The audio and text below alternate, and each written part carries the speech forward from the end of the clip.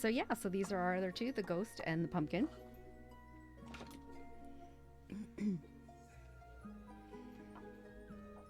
Thank you. Thank you. Yeah, they've been fun. I'm just happy that I found something to do with these stinking coffins, because they've been sitting here for a little over a year now, and I just was like, you know, it's just like, what am I going to do with these things? Like, I searching around for ideas and just, you know, I'm glad it finally came to me. Spaghetti. Right? The correct way to say good day to the guitar stro is Manny, Manny, Manny, oi, oi, oi. Yeah, I mean, you know, we won't talk about hiding bodies there now. Manny, come on. Come on. Come on.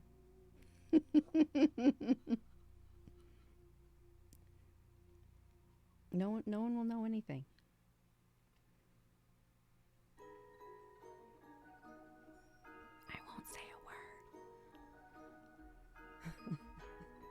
Well, I don't know if you have kept up with, you probably haven't, because, you know, you guys are dealing with your own weather situation, but the fact that we are having such a serious drought here in the desert, Lake Mead is like rapidly declining. So, you know, pretty soon none of us are going to have any water here in the Southwest. But as the levels of the lake have decreased, there have been bodies being found. You know, Vegas, the mob. I mean, you know. I'm not kidding. You can look it up. But there have been some dead bodies surfacing in containers that were dropped in the lake. It's been quite fun. It doesn't surprise. Yeah, I know. Yeah, I think everyone knew that that kind of stuff is out there. No one's, you know, no one is. I don't think anyone's really surprised, but it's just kind of funny that, you know, not funny, but funny. You know what I mean?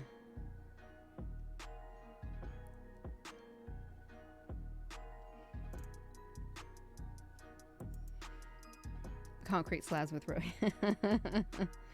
One of them was just like some sort of a barrel or something, and just the remains just kind of were in there.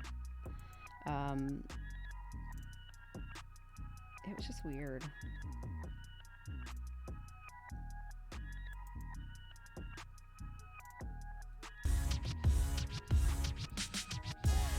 Hi, Vintage SoGal! How are you?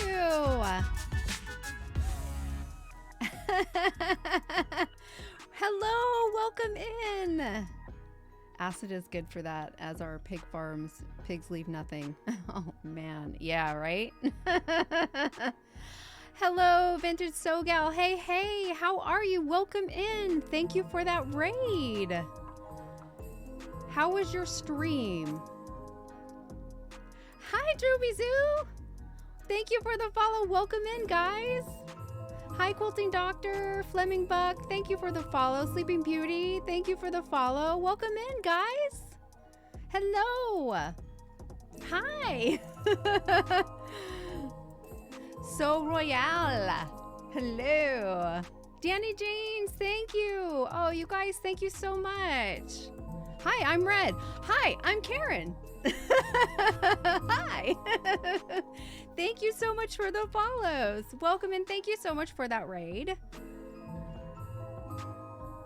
Oh, Quilting Doctor raided you just before. Oh, okay. So double raid. The doctor is in. Welcome in.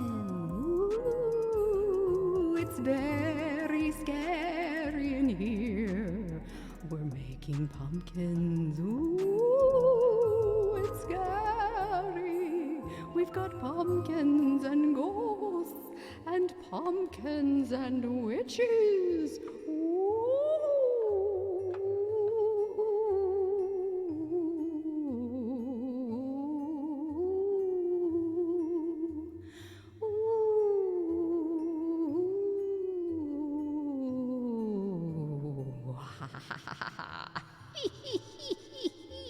Welcome in.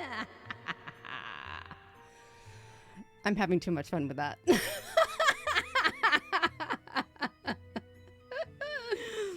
Thank you guys.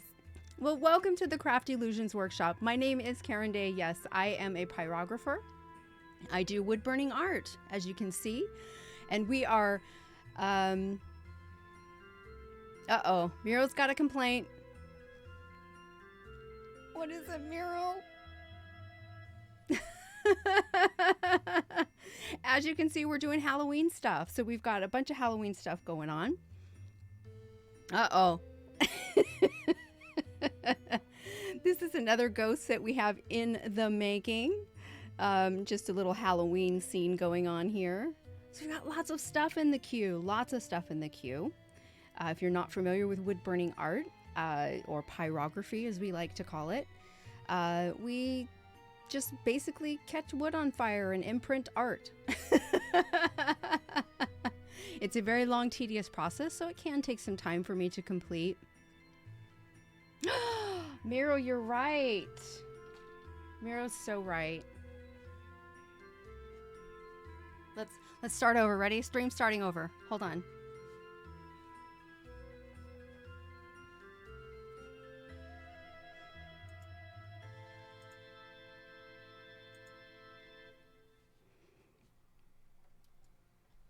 Welcome into my workshop.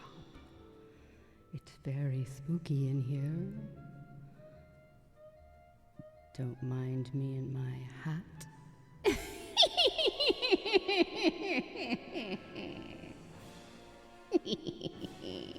Ooh.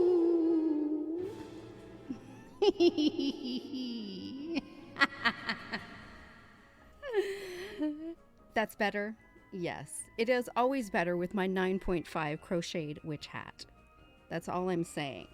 So this was made by our wonderful friend, 9.5 for me, using a pattern from Crochetverse. And 9 will be making me about 800 of these because I'm going to need a hat for every season. And this one happens to be just my general hat for all seasons because it's yellow and blue, which are my two favorite colors. The cat in the hat, absolutely. Green eggs and ham. So yes, I always need to have my hat on. Thank you so much, Vintage Shoga, for the raid. Like, I mean, come through with you and Drew and Quilting Doctor and Fleming. I mean, all you guys. Wait, is Drew still here? I know Drew is like the crochet king.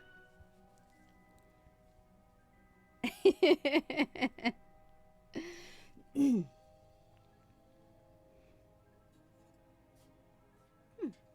that go?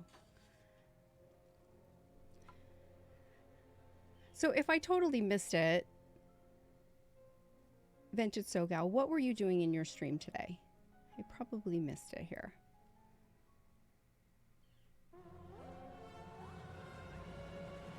Stephanie is amazing. I love her. I've cut some of 9.5 streams and she's pretty cool. Yeah, we love 9. 9 is the best.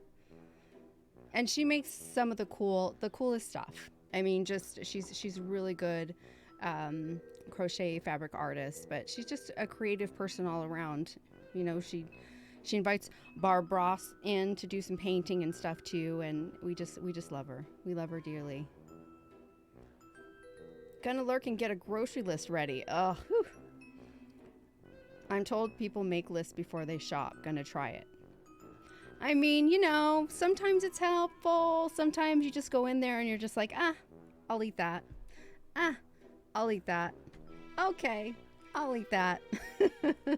So you just do your thing. Do your thing. And, you know, since you're going though, and you're making a list, can you add some cheesecake on that? Bring it over, because I need some. Like, that's, you know, we always have to have cheesecake on the list.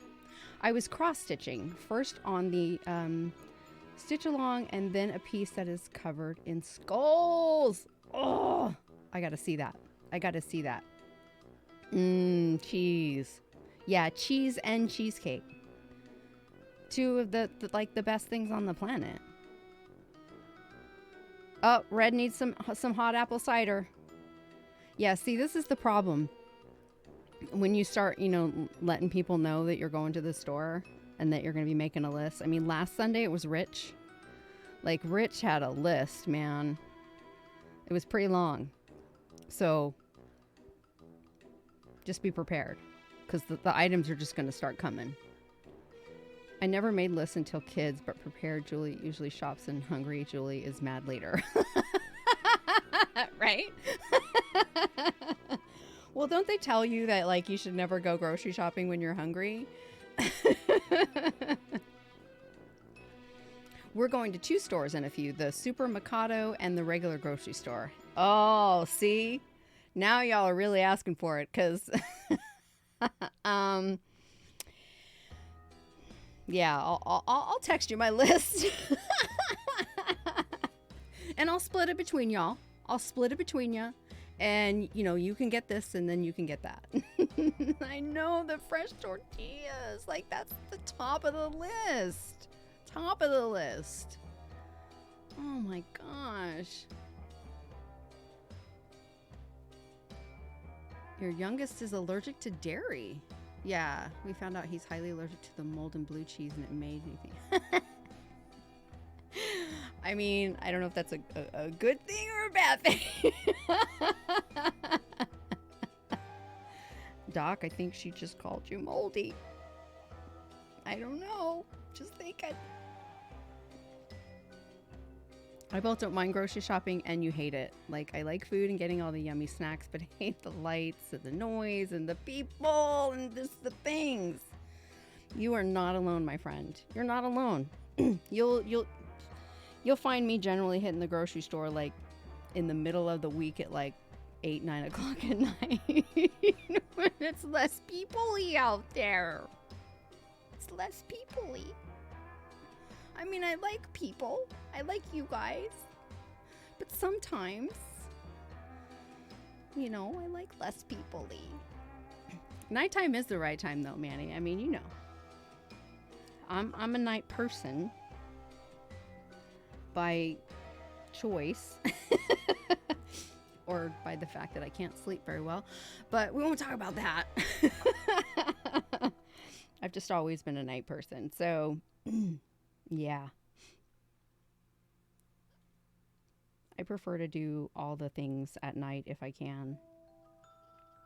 And also being in the desert, it's not that it's cooler in the summertime, but it's more bearable when the sun's not beating down at you. When it's nighttime and 112 degrees, it's different than when the sun's beating on you at 112 degrees. You and me, Vintage SoGal, you and me both. I'm a night owl who's forced to be a day person because of her job. Yeah. That's why I don't sleep well. All the night owls in here. Miro's a night owl. Hoo hoo. Let's hear it for the night owls. I just got here, but I love to chat in people's lives. Yeah. Always been a night owl.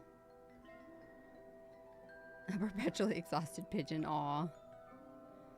Yeah, jobs are the worst. They just get in the way of everything.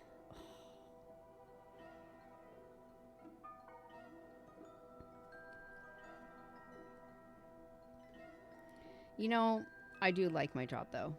Otherwise, I would, when I was stuck in a job, in a career for a really long time that I absolutely hated, and it was miserable, and it literally almost killed me. But I was lucky to finally one day get an opportunity to get out and try some different things. And where I am now, I could not be happier. I could not be happier.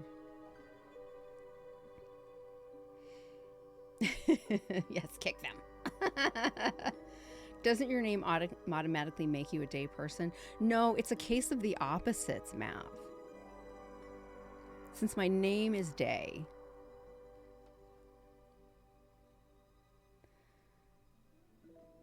I'm in school, so I'm going to go with stupid college. There you go. There you go. That'll do it too. That'll do it too. But you know what? The benefits of that will be very rewarding, and good luck to you in that and any future endeavors that helps you achieve, because it's you know, going to college is not easy. It's not easy. I mean, look, there's nothing in life that's easy, right? It's all about how we approach everything. So if we have, granted, like I said, I was in a career for 10 years that just absolutely was horrible. It was, you know, the first 5 or 6 years was really good. It's really, really good. And then a lot of things started to change with my employer and, you know, how he was doing things. And then we had people leave, and, you know, just things were happening that were causing some problems. And so from there, it just got worse and worse and worse. And that's the thing that happens in a lot of cases for a lot of different businesses and things like that. So there's never anything that's easy. And the only thing that got me through it every day was just trying to keep my outlook strong and keeping my attitude in the right places. Of course, sure. Did I go home and cry sometimes? I absolutely did. Curled up in a ball and felt sorry for myself. But I got up the next day and I made each day better until I could finally get to a point where it was like, enough is enough, and I have this opportunity, and I never looked back. So it's all in about how you approach things and that outlook that you have on it, in order to move yourself forward on it. There's always, you know, never feel like you're stuck somewhere in something, because you never are. You always have the ability to make any change necessary in your life to improve your quality of life and to have a better one. And yeah, work gets in the way if, you know, we have to work for someone else and do the things that they need it to be done. You know, I wish upon everyone to be able to find a place where they feel recognized and acknowledged, and enjoy what they do, because that's important. It's very important. It took me a long time to get where I am, and I'm pretty proud of the struggles and things that I've gone through. Blue cheese will kill you. I thought she was saying you were pretty moldy. I mean, I don't know, but preach. Aw, thanks, Vero. What up, JP? Woo woo! All cheese is good. Bring on the blue cheese. JP, welcome raiders to scary Halloween.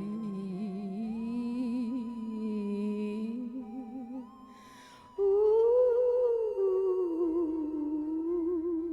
ooh. What were you doing in your stream, JP?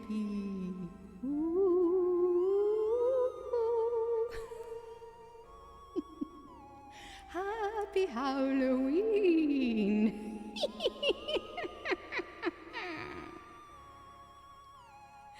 Welcome in, Mad Moxie. Hello, how are you? JP, what's going on? Hey, Sapphire Knight. I love the spooky. I love it. I love it. I love it.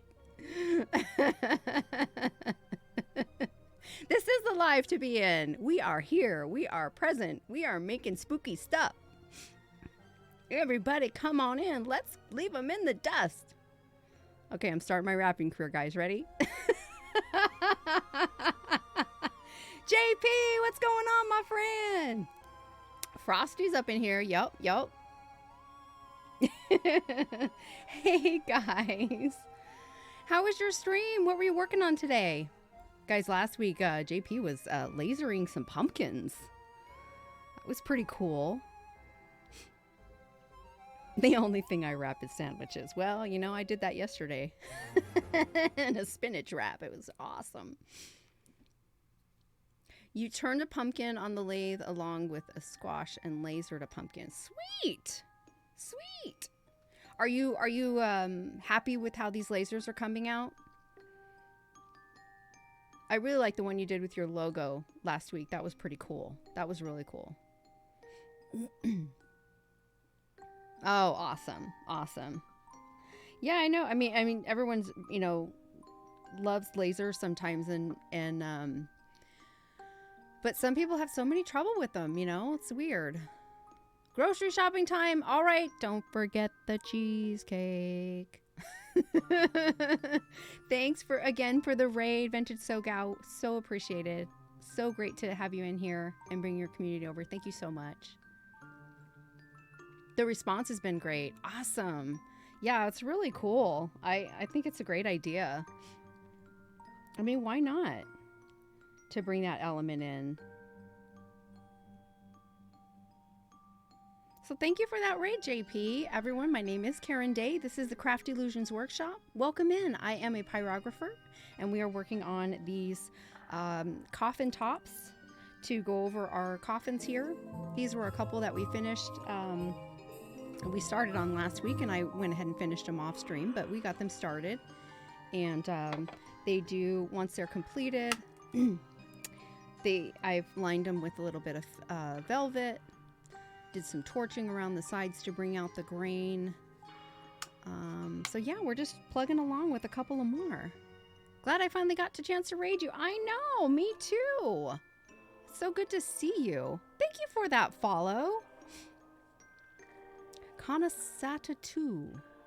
Probably just butchered that. Holy cow. That's fine if you hit the unfollow because I just butchered your name. Oh my goodness. Kanasata2. I mean, I like the sound of it. Hold on. You know how much better it will sound? Kanasata2. Ooh. I'm having way too much fun with reverb today. And I'm not even singing. Hey, you go do your thing. Thank you so much for the raid. It's so good to see you. I'm gonna go back. I'm gonna go check out your your VOD later and see how those lasers came out. It was near enough. Oh, thank you.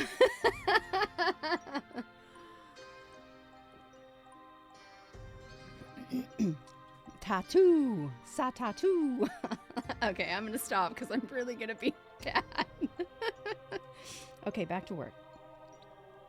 Head down. Stop butchering my name. Immediately exits.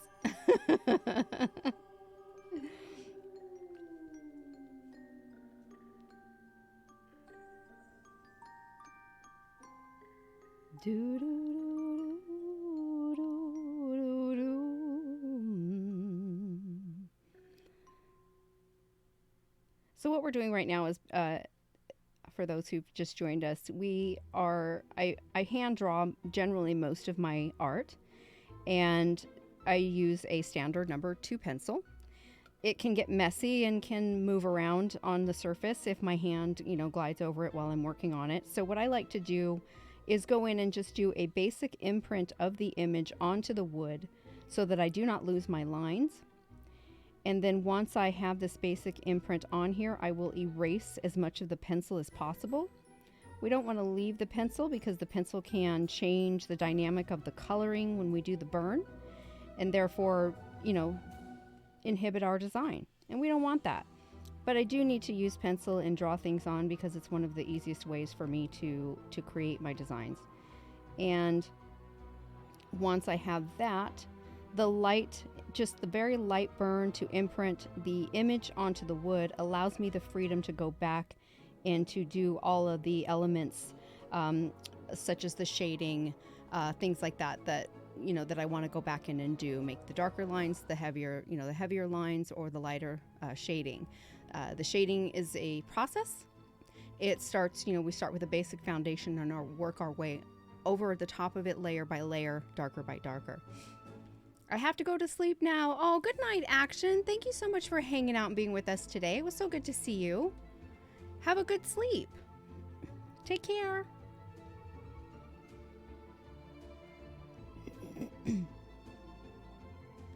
So we're almost, I think I just have this little leaf left here and this little bit of swirl, and we will be ready to remove the remainder of the pencil lines with our eraser. And then I may have to go in, this particular piece, the wood is very porous and has kind of collected the some of the pencil within its grain, and I need to get that out of there. So I will probably just, you know, use the good old sandpaper to do that. But we'll see how much comes off when I hit it with the eraser. Then the magic will start, because then we can start going in and creating our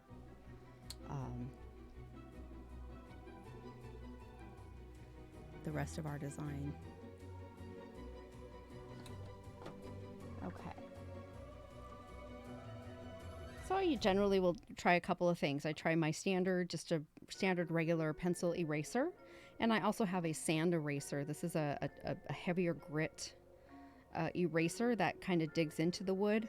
Sometimes it helps, sometimes it hinders, because it does dig into the wood a little bit, so it can make it even more porous, especially for these things that are pretty dry. So I always try to use just the regular eraser first, and that seems to be working really well right at the moment.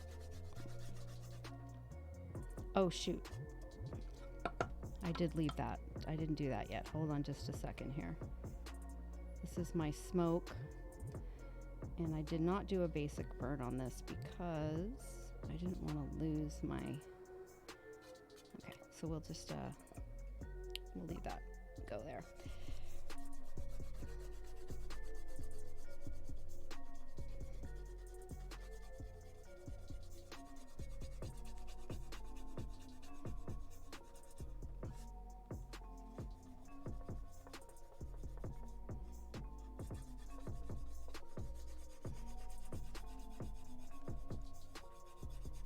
Yeah, I think I used the sand eraser on this, you know, as I was drawing it, and it caused a lot of that pencil to go into, you know, the pores of the wood, and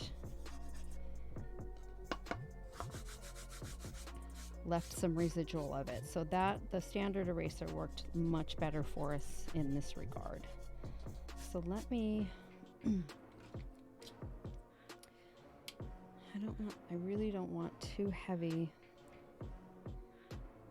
of a burn line on these smoke ideas here. So I'm just gonna do as light as I possibly can. I want to create an effect up here on this smoke, and if I have to, I'll just, because I'm doing it so lightly, I can go in and take these lines out with some sandpaper. But I don't want to lose them completely. So that should be sufficient to just give it a little bit there. I'm gonna grab, let me grab this guy.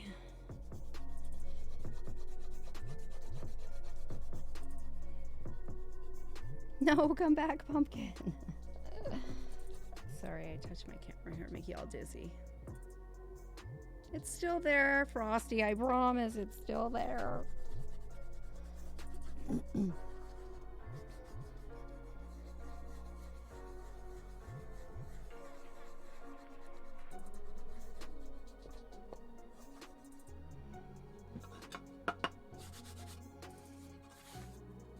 See, still there.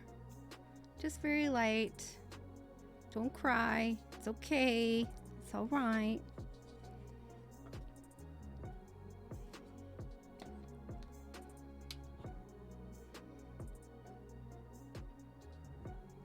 Did kind of lose this a little bit.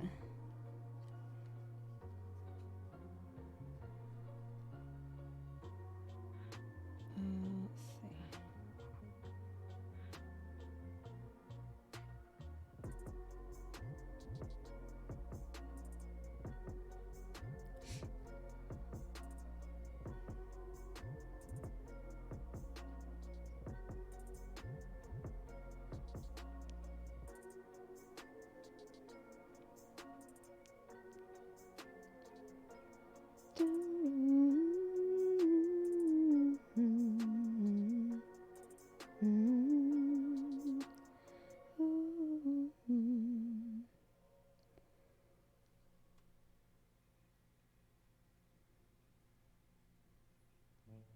Okay. Yeah, area right there, I'm really going to have to hit with the sandpaper because I did that last night when I was drawing this. You're suspicious of me. You should be. You absolutely 100% should be, because if you're not, then I'm doing something wrong. So I call that a win for myself. Thank you very much.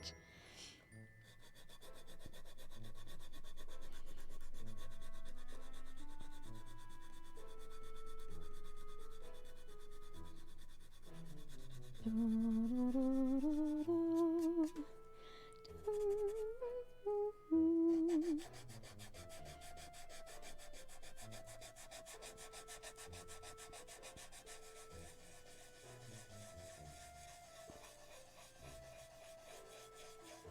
hate to do that, but I really got to mess with this grain here on this porous wood to get that out of there.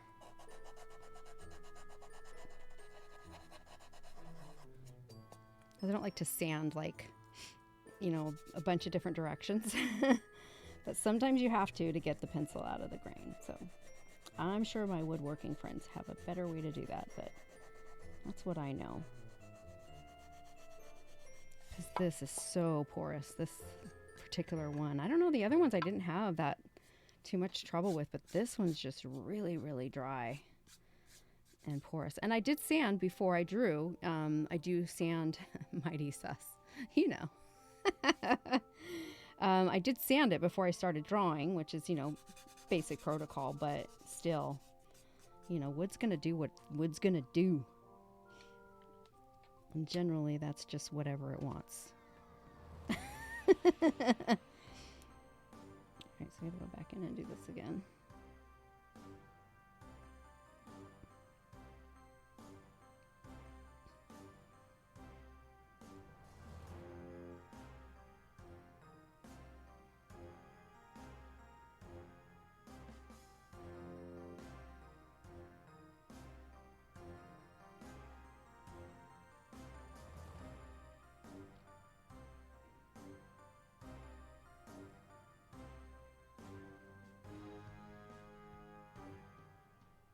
Dun, dun. Dun, dun. Dun, dun, dun. Dun, dun, dun, dun, dun, dun, dun. Da, da, da, da.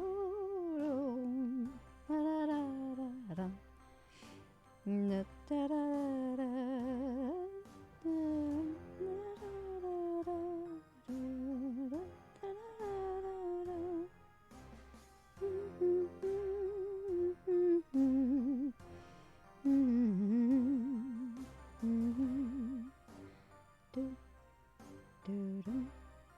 Okay.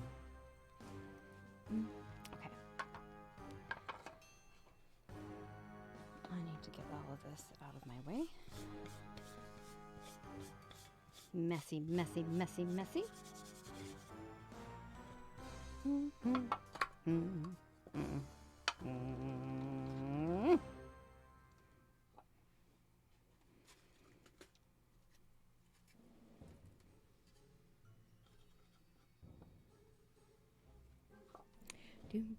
boom, boom.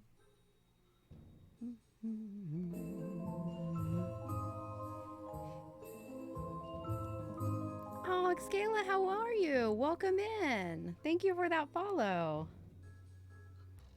Zakayla, sorry. I think I said it right. I think.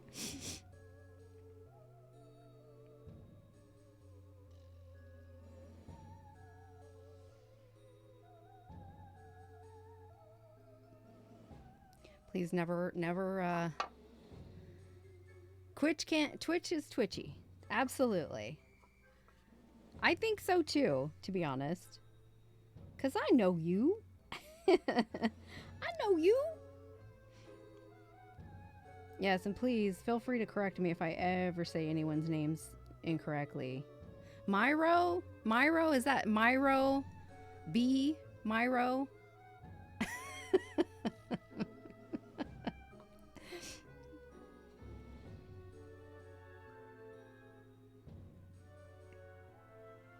Maybe it might be Myro. And we're all just saying it Miro all this time. I never even asked. Hey, you. That underscore guy. We love Miro. Hi, Pix.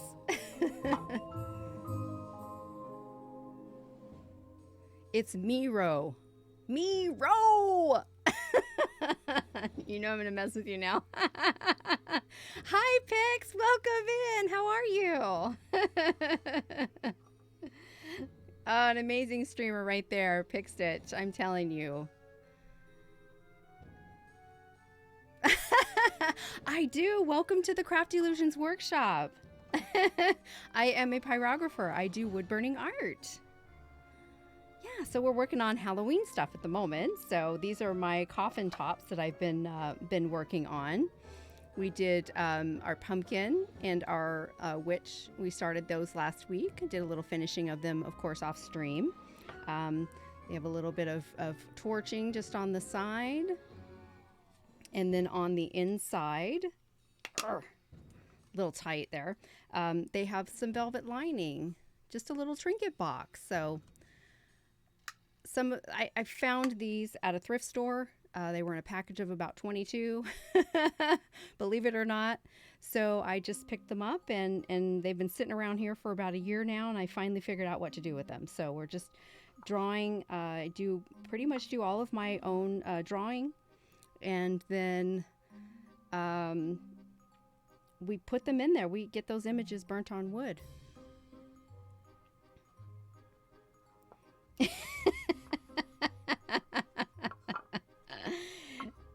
Oh, we love the coffee spitting out. That's awesome.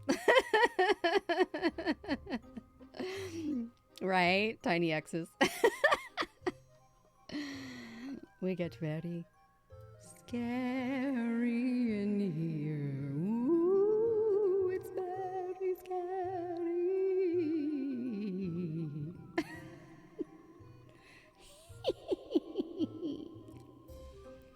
I'm having too much fun with the reverb today. And if you didn't know, this is my hat that Nine made for me. My witch hat. Which I love so much. Just in time for the holiday season. And she'll be crocheting me about another 800 of these because I need one for every season. I need a red one. I need a green one. I need a blue one. I need a purple one. I need an orange one. I love my hat. We have so much fun with it. So yeah, so we've just basically, I will draw on my wood with just a standard number 2 pencil. And then I'll go through and I'll put a very light imprinting burn and then erase all of the pencil markings. And then now we go in for the actual, what creates the design, which is the burn lines, the shading, the dotting, all of the techniques that are required to create the image that we're trying to portray. So I do a lot of shading. Shading is like my favorite thing to do as far as wood burning. I love to bring the different elements of the different colors that burning wood can bring. And you know, it's taken time to learn, and I am continually learning my skill, basically. I'm always improving. I'm always improving. What type of eraser do you use to erase number 2 pencil with? Asking for a friend, your friend, me asking for me and my kids. I use 2 types. I'll use just like a standard regular pencil eraser. Even just the one that comes on a number 2 pencil is fine. Where I can need a little bit more help, I use what's called a sand eraser. It's a heavier gritted, almost like a sandpaper type, but very, very smooth. But it gets into the pores of the wood to take that eraser out of there. This particular one that I was just talking about, this craft wood is very dry and porous, so it can soak in as you're erasing and messing up the surface basically of the wood. It can soak in that pencil, and we want to get as much of the much of the pencil marking out of there as possible, so that it doesn't hinder our ability to make our shading and change our colors with our burning. So I've had to just use the standard regular eraser on this to give it, because it's a lot smoother. There's no grit in it. So it's really just depending on the wood type. Again, this is just a standard crafting laser cut type wood. I couldn't even tell you what its source is, where it came from. So it's kind of a hit or miss with these types of craft woods that you get like your average craft stores, because you don't know what type of wood they've used to make these particular items out of. And most of them are like laser cut and things like that, but some of them are compressed pieces that are made out of scraps of wood and things like that. So you never know what you're dealing with. So you always kind of have to have a little bit more in your arsenal, just to combat those different elements or challenges that you might come across with these different types of wood. For wood burners, our favorite wood to burn on is basswood. And the reason for that is because basswood has a very basswood's the grain is very light and the wood is very soft. This is also the favorite for carvers, for those who do wood carvings. Basswood is just kind of an all-encompassing type of a very light wood, very soft wood, and the grain is very, very light. So that's our favorite. Doesn't mean that we can't use others. Some woods are more challenging. Like the worst wood that I hate the most is pine, because it's very hard. It's very sappy. When the heat hits it, the sap just comes to the surface, and it can get pretty saucy, and it can get kind of bad. It can be done.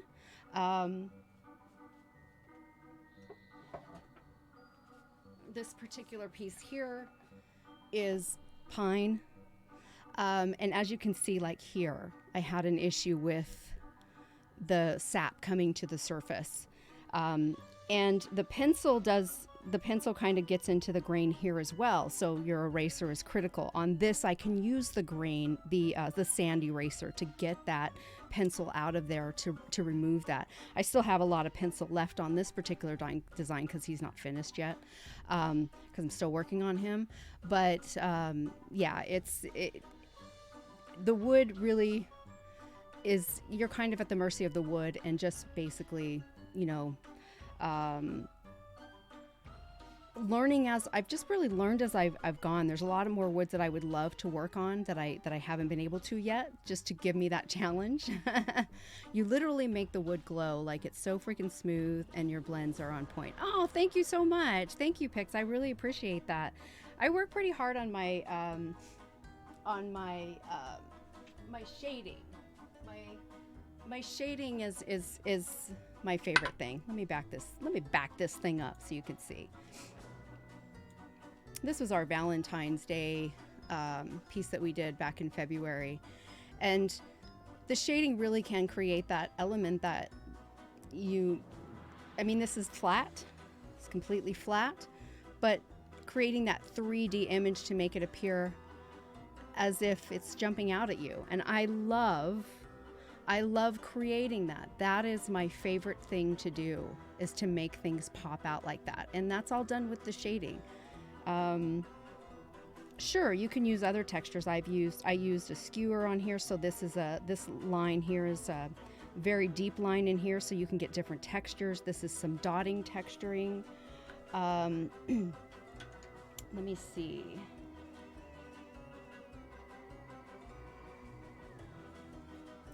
As you can see with this, the texturing in that is done with a ballpoint tip that creates those little balls or dots, as we like to call them. Well, we call them everything, but yeah, so you can create all different types of texture, add coloring. I tend to prefer to do most of my wood burning with just the burning, but every once in a while, for things like St. Patrick's Day, or even for for Valentine's Day, we did this with a little bit of carving to give it a little bit of depth in that little flag there. So there's lots of things you can do with wood burning. It's so fun. It's so fun, and I love sharing it. I love sharing it with everyone. So thanks for coming through. Yeah, we be shady over here. We always shady up in here. Even these little guys. These little guys are just little magnets, and it's just a very simple image, but you're creating from a piece of plain wood and just shading the different kinds of pressure that you put with your implement, with your tool, the different tips that you use, also the pressure that you apply, and your contact with the wood, your heat settings. There's lots of elements to it that you learn over time, but I tell you, it's super fun. I love it, and I love sharing it. We have fun. We try to have fun with it anyway.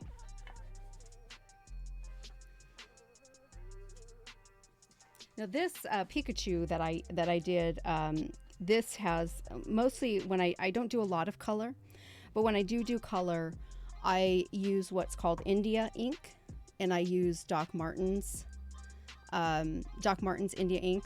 They have there's several different iridescence and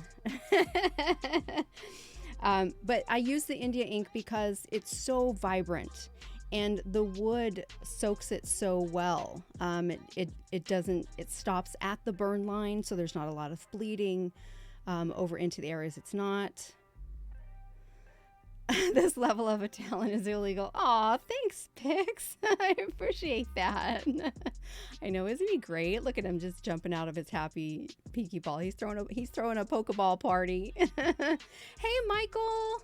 Happy Sunday. Welcome in. How are you? Yeah, so I love Pikachu. This is not an original design. This is something that I found this little guy in his little, his little cosplay costume, his Snorlax. But I did draw the Pokeball, but I mean, Pokeball's a Pokeball. So of course, this is more fan art. But yeah, he's so fun. I love him. He just makes me happy. I just have him here.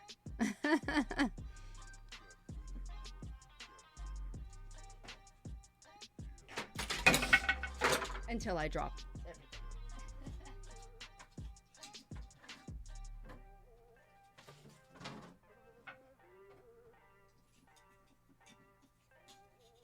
Sorry, he just fell off the shelf here, but that's okay. We're okay.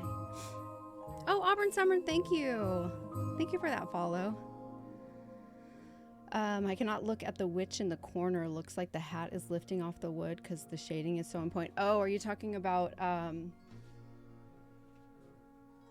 in the corner? Are you talking about this, Jack?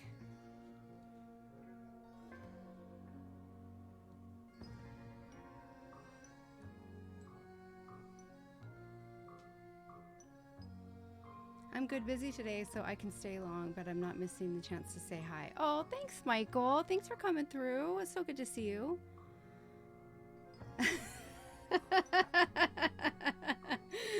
So I have to ask, do you do digital art or did you study any other art forms before landing on Pride? I am an untrained artist. Like, I trained myself. So I don't do digital art. I have no idea how to do that. So everything that I do, I draw myself. Yeah, I love her. She came out so good. She's straight out of Salem, yo. So just as an example, I'll show you my pumpkin witch. I drew her, just a basic drawing of her, and then I put her on another pumpkin, obviously. And so all of her hair, let me back this out 100% here. So all of her hair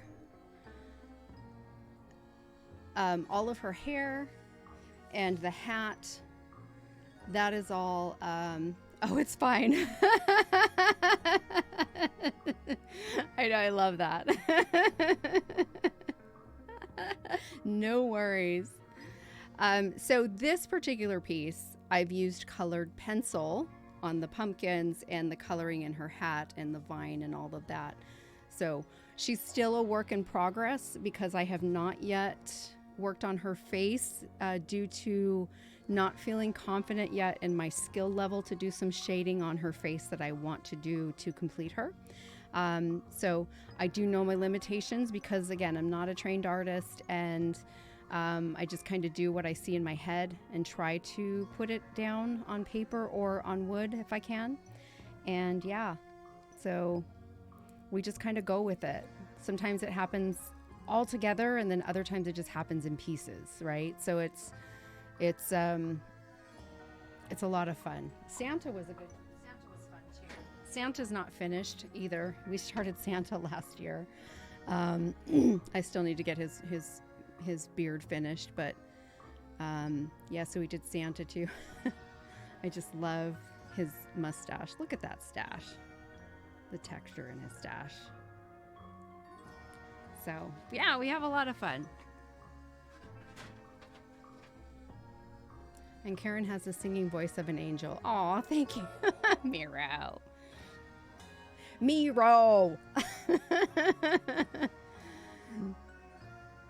She's gorgeous. Thank you. Oh, thank you for the bits, Pix. That's so nice of you. Thank you. Of course, I love. I mean, that's why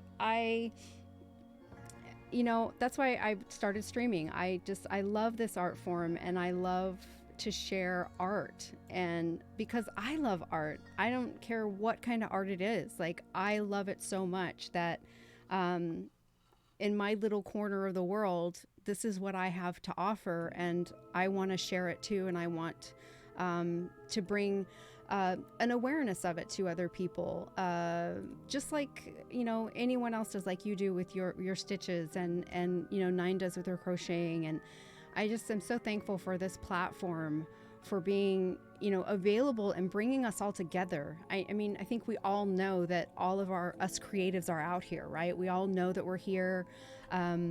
We all know that there's people out there being creative, but how do you see it? You see it at a street market. You see it at a craft fair. You see it online if you're following. You see it,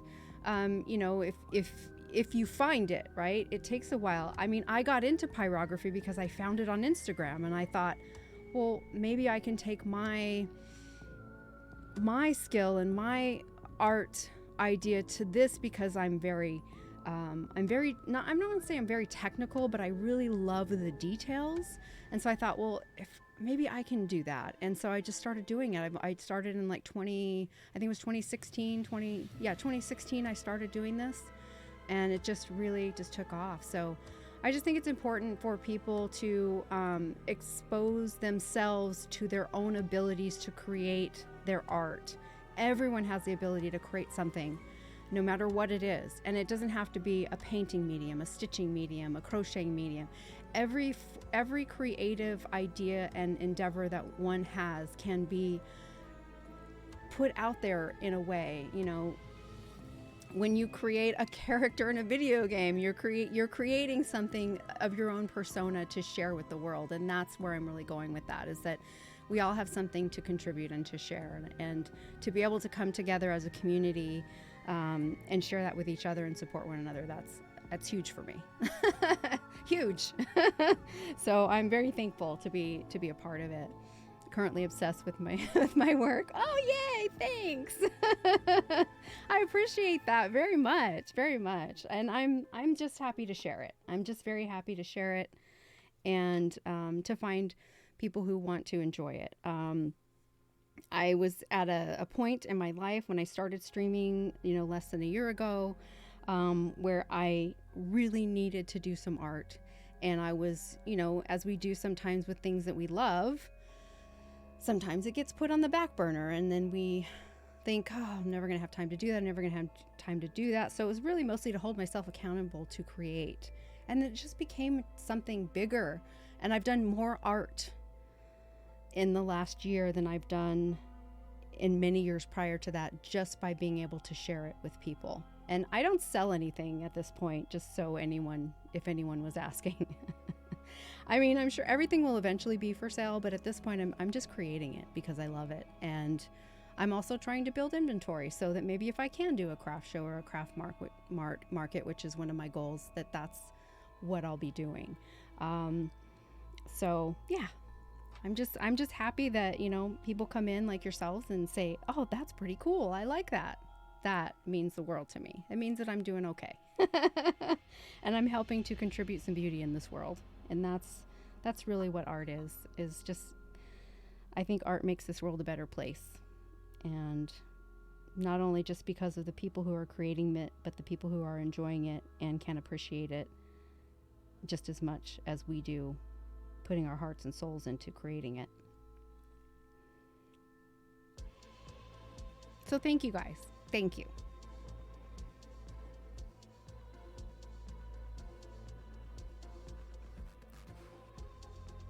And now we get down to the fun part. I can talk shop all day long, but the proof is in the actual pudding here. Which chocolate pudding is delicious, by the way, if anyone was wondering, because I do love some chocolate pudding. And this is kind of like chocolate pudding to me.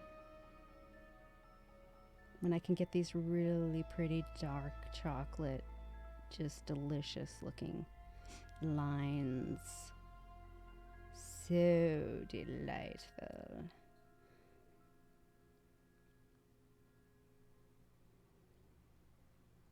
And get down to business. So this unit that I'm using, this particular burning unit I'm using, is made by Walnut Hollow. And it's just an all-encompassing, the cord is plugged into the unit itself. I do have several different tips that I can change out for different textures and styles. This is a single frequency machine, meaning that there is just a single output of frequency, allowing you to change the dial from 1 to 10 for your low and high setting. And it makes for a really good machine to do some of the particular shading that I like to do, because it's not the input or the output of the frequency is not changing at all, staying consistent. And it's almost bedtime for me, so could you stop stuff like pudding and cake? No. No, we eat all the cake before bed and then wash it down with some pudding. Come on, Miro, you know this. I'm just looking out for you. Just, gotta be sweet on you somehow. Okay.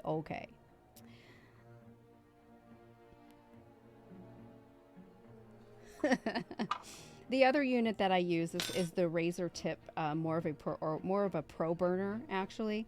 It has several. It allows you to change the frequency, and has a it has the same idea, from lowest to high setting, but you can change the frequency from low to high in the middle, whatever you're trying to accomplish for your output settings. When you're outputting a lower frequency at a higher heat, you get a certain result. If you have a higher heat and a higher output of frequency, you also get another result in a heavier burning. So there's lots of reasons why you would want to use this, depending on the type of burning that you're going to do, or the design that you're going to do, and also the wood that you're going to be burning on. If you're burning on a harder wood like the pine, you are going to want to use a higher frequency with a little bit more output. I was talking with my mom, and so I had the stream muted and came back to talk about chocolate pudding. What? Where? Yes. All the pudding. What do you suggest for people, me, that are extremely poor at drawing? I bought a wee kit but haven't really used it. You do not have to be a drawing artist master at all. You can utilize stencils. That's very easy to do. Just grab a stencil with letters on it. I myself am horrible at letters. I can't draw them worth nothing. I've tried. There's just too many fonts. There's too many angles. I mean, there's just a lot of things. So whenever I do anything with lettering, I will always use a stencil. There's some things I can do, okay, some little things, but my go-to is the stencil. There's numerous stencils out there with images, you know, suns, moons, stars, elephants, mandalas. Any type of stencil will work. You just draw, you know, just use the stencil to create your image on your wood, and then you go in and burn that.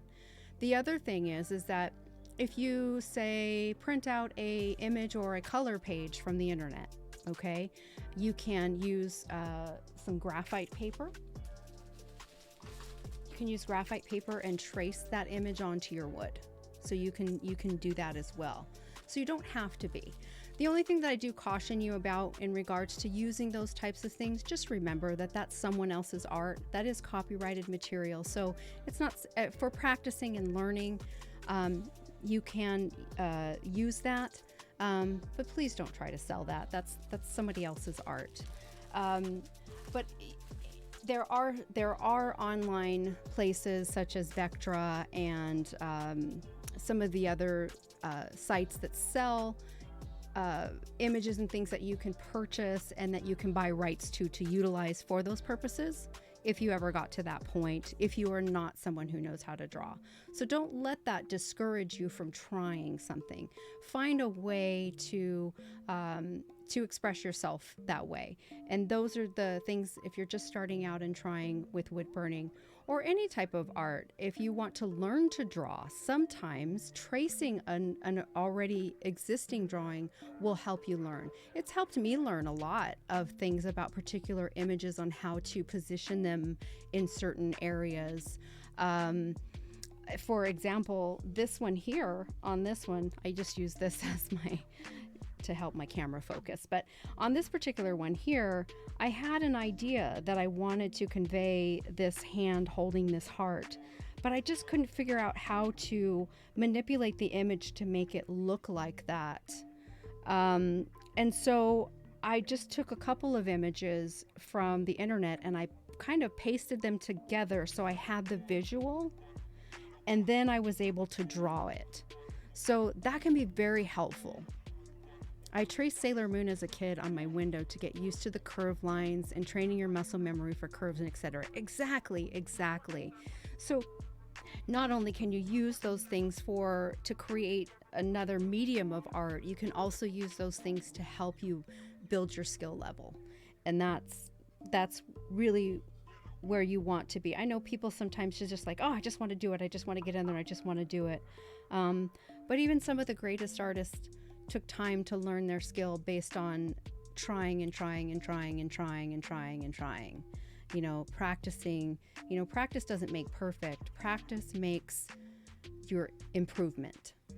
And so you're constantly practicing to improve yourself all the time.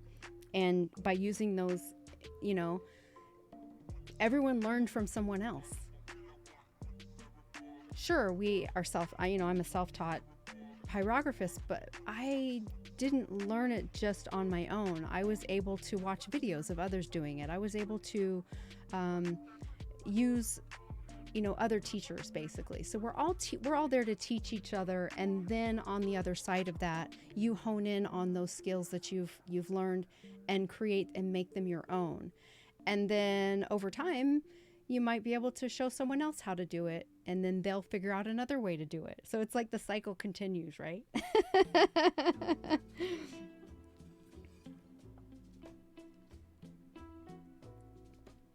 But yeah, that's what I would suggest, is start with some stencils or use some graphite paper to trace something out.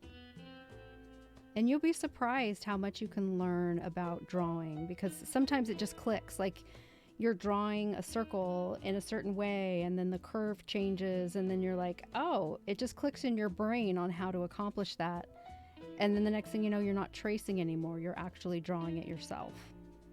Just like Pitch said. You just create that muscle memory. I mean, let's be honest. There are some people who are just born with it, right? because maybe it's Maybelline. I don't know. But some of us out here are not, and it takes us a little longer to learn certain things. But with a little determination and just being like, yeah, I want to do that, you certainly can do it as well. So good luck to you. And always, please feel free to come through. You can message me on Discord. I do not have a Discord, but I am in Discord. So you can friend me and send me a message if you have any questions, or just whisper me here on Twitch. I'm happy to help in any way that I can if you have a question on your journey.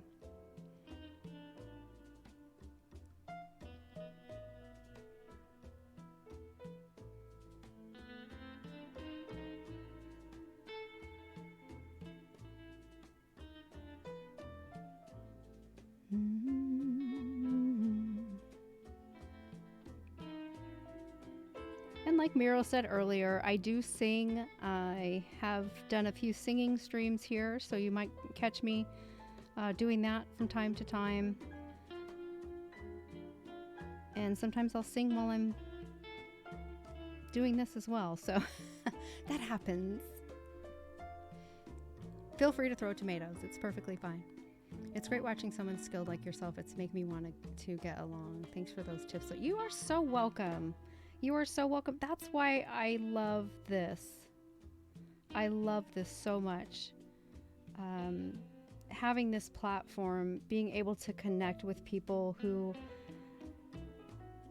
genuinely have a desire to learn. And just a desire to appreciate and understand and join a community, but just basically have an appreciation for art and may want to try something but just don't know how. How do I get started? What do I do? I want to do that. I want to do that. How do I do it? And you have someone you can ask. It's so brilliant. So brilliant. And all of us, I have not met anyone in the makers and crafting section who has said, go figure it out yourself, right? No one. We are all here and in this together, no matter what. And firsthand info, exactly, right, Miro?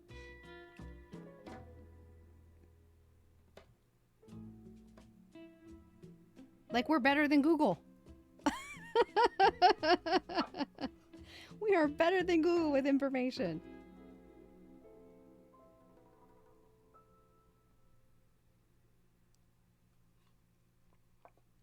Better to look at, too. Back at you, Frosty.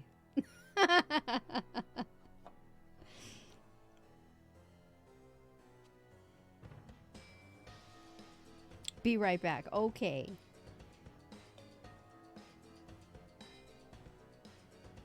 Oh, you meant the art. Yeah. Sorry. You meant the art is better to look at. I gotcha. Oh, look at me getting all crazy.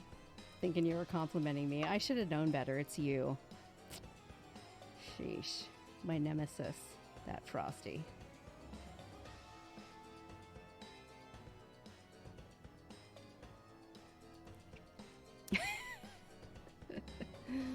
How far did you get in Castlevania? Oh, yeah.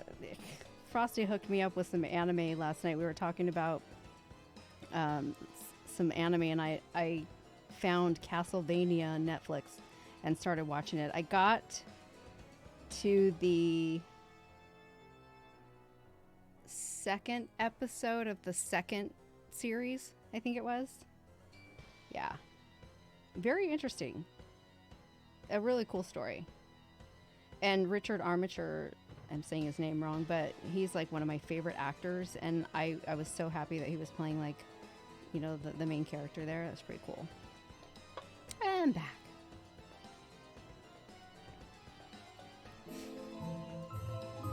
Oh, hey, Kat. Thanks for the follow. How are you? Yeah, so that's how far I got, Frosty, was that second episode.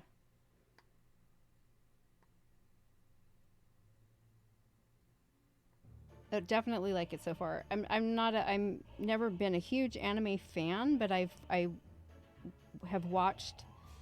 My cousins got me hooked on one a while ago, years ago, and I never got to see all of it, and I couldn't remember which one it was. And I was doing some searching, trying to find it, and I ran into this Castlevania.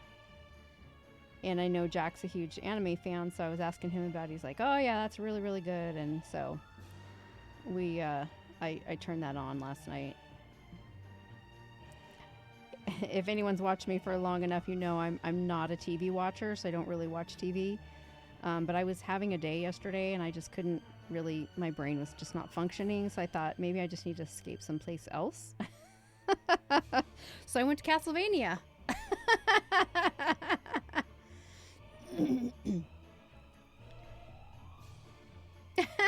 It's okay, Cat. It's all good. You're here now. That's all that matters. That's all that matters. Thank you for the follow. Relatively to their lives, ours seem pretty nice, I think. Yeah. Yeah.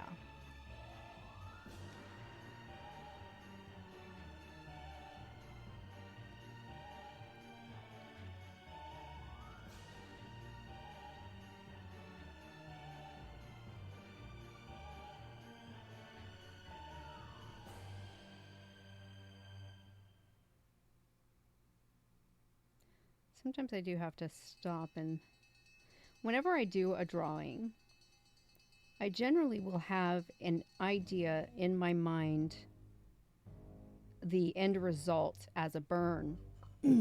Sometimes I don't. And things kind of develop naturally. I am usually pleased with it sometimes, but I will admit that there have been times where I've scrapped the whole thing and had to go sand it all off and start over. But sometimes when I already have an image of something in my mind and I see it in front of me, it can change at that point too. And so I always give myself that freedom to be able to make those changes as I'm going along. Because sometimes what you envision may not work, especially if you're trying to create a specific shading pattern for something that, just isn't going to work in that particular image. So I'm always open to being able to change what I originally started with, but always generally stick to my original plan. And sometimes there's times you have to go back in after the fact to do your little highlights, to make that little flower just come to life.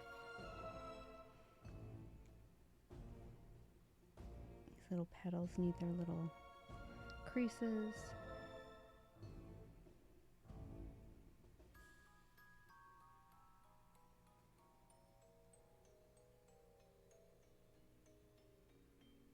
Do, do, do, do, do.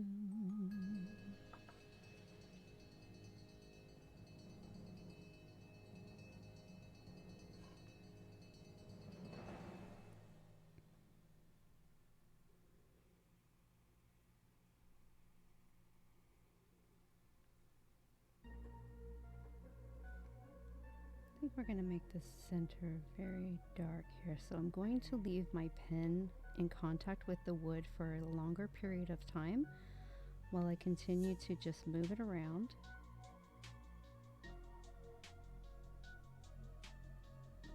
That longer contact, as you notice, I did not change my heat setting, I didn't increase it, I didn't decrease it. I just maintained longer contact with the wood, allowing it to be a little bit darker.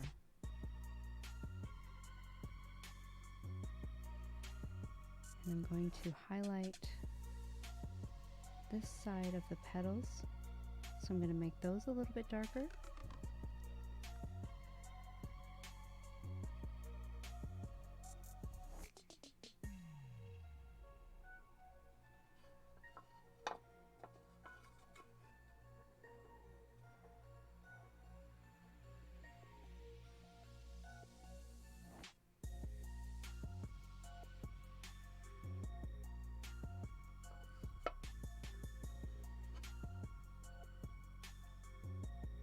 Yeah.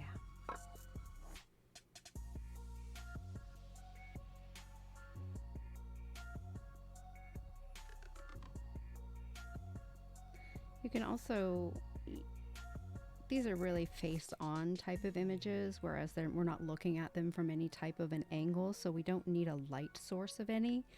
This will be a head-on visual because the candle will be in front. So when I get up here, I'll do a little bit of illumination behind the candle so that there is that, you can see the light source from the candle. But when you're also doing a burn, you can, just like painting, you can distribute your light source from whichever direction it's going to be coming from, and you can create those highlights, as necessary, the darker and the lighter. Add the depth, absolutely.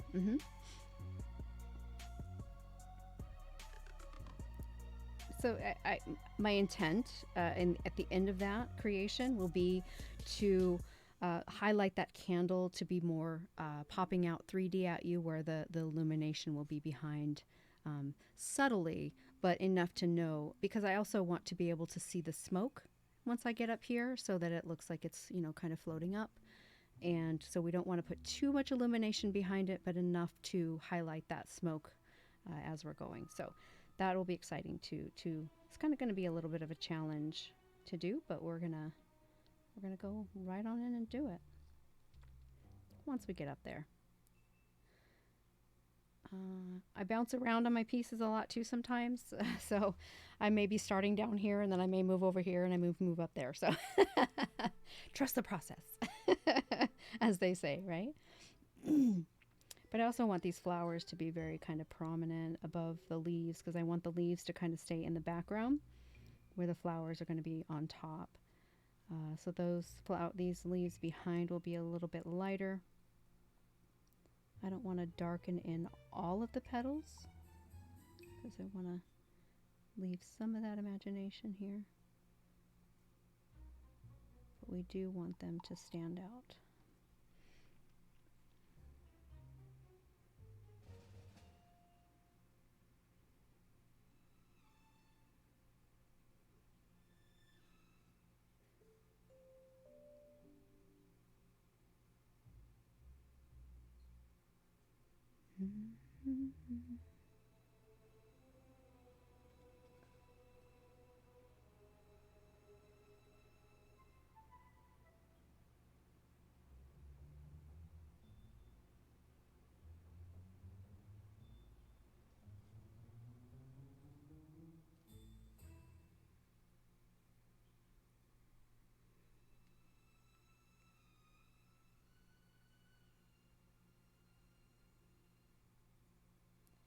They also the element of the drawing for me is nothing is ever really uniform, because my lines are not all the same and everything's drawn individually. So sometimes these flowers can be, each one will be different, just as they are in nature.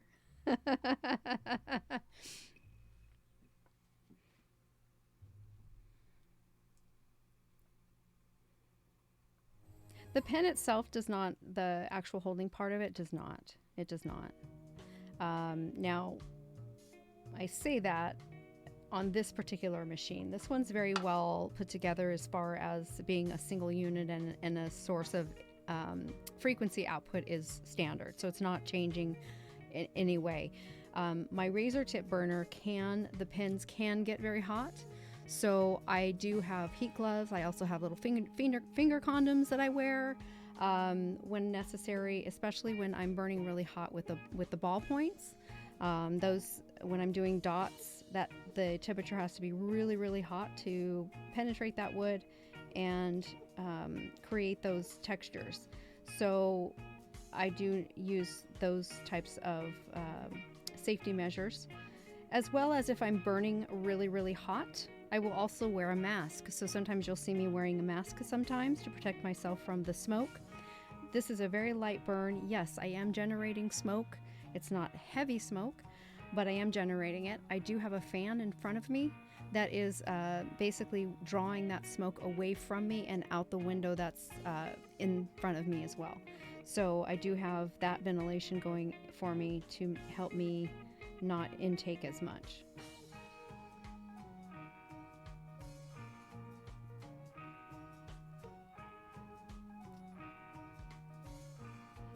And sometimes when I am, like, I'm holding the back of this, you know, when I'm holding on to it, and if I have my finger down here where I'm actually burning, sometimes the heat will penetrate through the wood, and so sometimes I have to wear my little condoms on this hand just to save my fingers from that. But this is not burning very hot, so we're doing okay right now.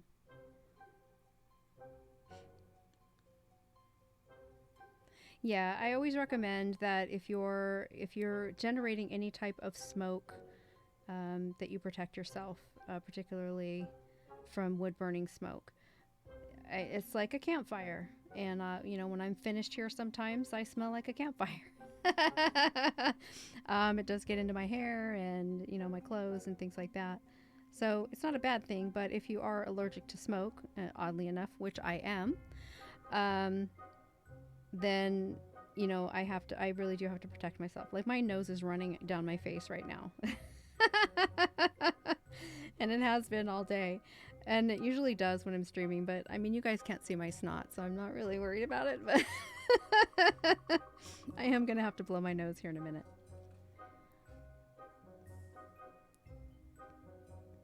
But that's not just from the smoke, though. That's just the elements right now. We have been under some severe high wind warnings and had some really bad winds. Whew, the last 2 days it's been insane. So everything is in the air. Everything. Sneeze reverb incoming. Exactly. I would not put you through that. No.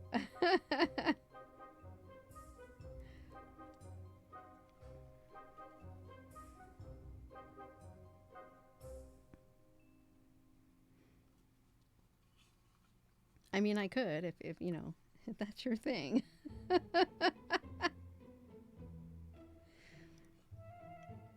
I'm not judging.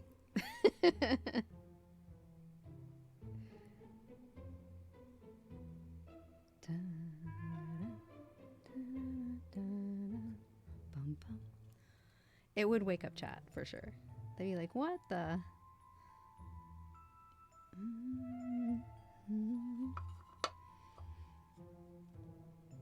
So you can see those flowers just have a little bit of, it's kind of hard to focus, sorry. Just a little bit of a highlight there to make them stand out in front of those leaves, and those leaves will be really light once we get there, which will be my next step for this one. But I do need to blow my nose, so excuse me just a moment.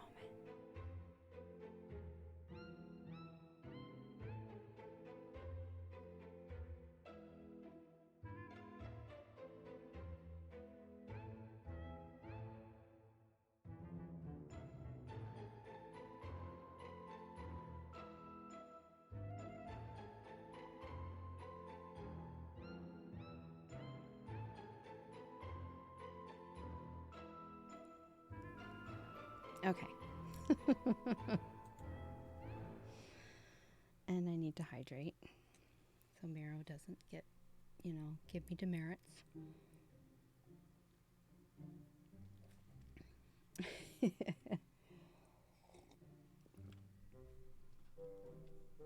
I guess we need to set up a hydrate redeem, huh, Miro?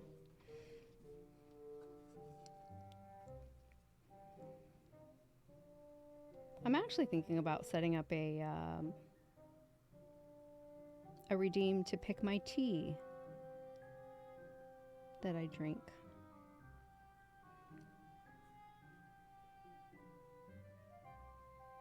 What do you think? Yep.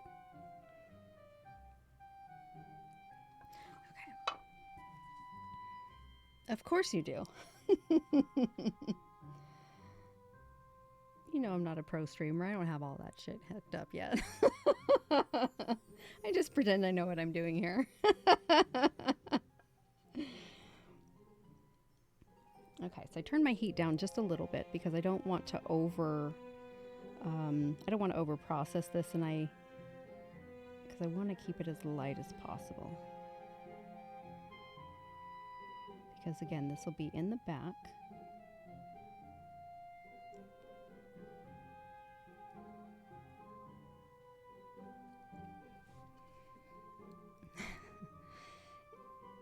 It's not easy. It's not easy just hitting that go live button, for starters. But then, of course, every time you do, you're happy you do, right? Because it's like, it's so much fun, and, you know, you get to talk with people and share what you're doing, and that's makes it all worth it.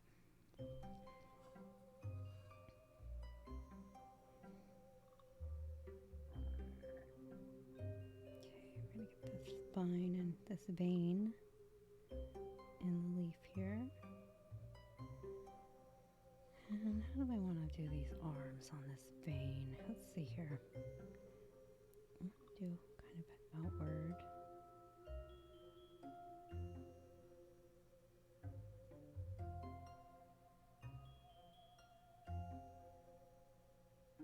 This way.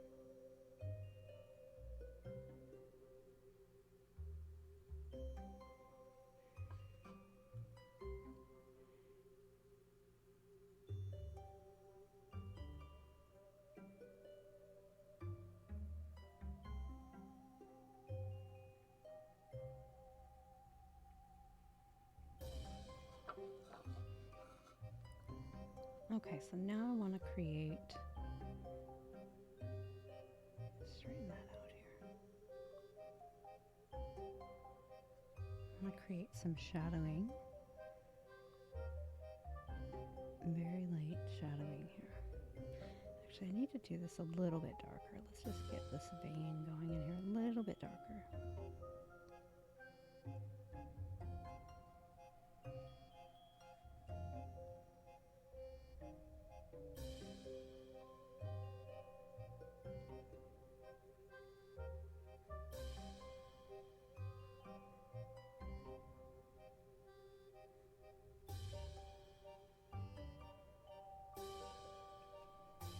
Okay.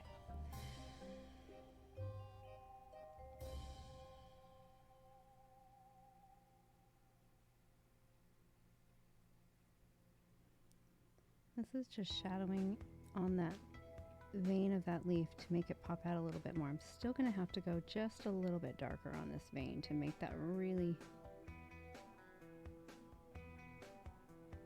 stand out.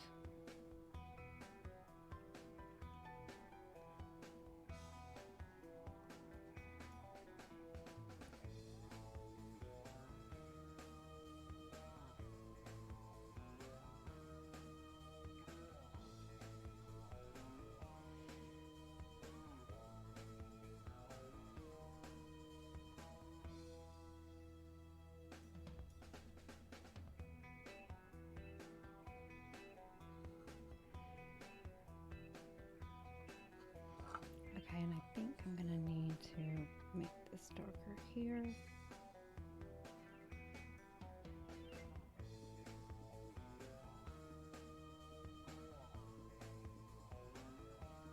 Add some shadow behind the leaf here.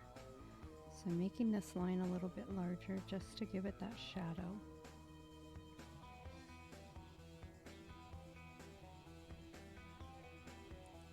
Again, we want it to be behind the flower, but we want it to also, you know, stand out on its own, but not be the prominent part of the image.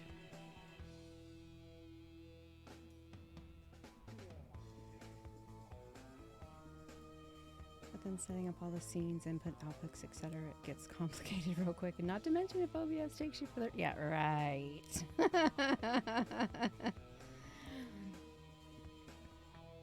Hey, Lisa, how are you? Welcome in. Yeah, didn't she turn out great? She turned out really great. I was so happy about her. She turned out really nice. And we also, we did the, just the light burn on the sides here to bring out that grain. Just a little bit with my torch to make that pop out. And then we gave her a little bit of a velvet lining. And a little bit of torch on the inside just to give it that little variation. It's a little hard to get in the corners here with my torch, but it kind of really makes it stand out there. So I'm okay with that. We also finished the pumpkin as well. That turned out very nice. I love my scary pumpkins. I mean, come on, he's not really that scary, is he? This looks like a scarecrow. But yet, one you'd like to like dance around the pumpkin patch with instead of be scared of and run away from, right?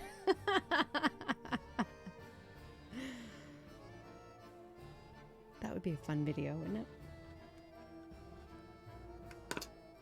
But he also has a velvet lining as well. It's a darker green. You're afeared. Burnished look. Yeah, I mean, it's just very light and subtle, and it just brings out the grain that's already in the wood to just give it that element.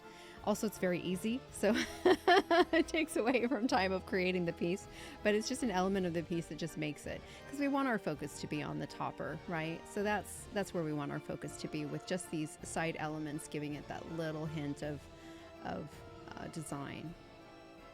Hey 10-2, welcome in. How are you, my friend? So yeah, and then we started drawing this ghost last week, and took a little bit of time, but I had to kind of start him again. Not start him again fully, but he was giving me some struggle, this guy. But Manny says he looks like he's ready for Mardi Gras, so I think I need to give him some beads. So we'll see what happens there.